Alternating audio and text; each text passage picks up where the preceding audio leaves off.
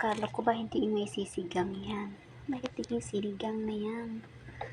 Self, bakit? Bakit, chef? Sabi na yun, ito pa maklaro po ninyo ang akong giluto, mga moms. Yan, walang naluto nila. Basta gitimplahan na ako niya siya na okra. Yan. Kulang na tayo ng radish.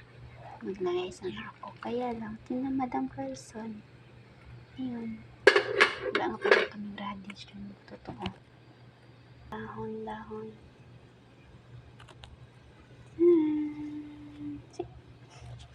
Charot lang. Kapel. Ito siya ko.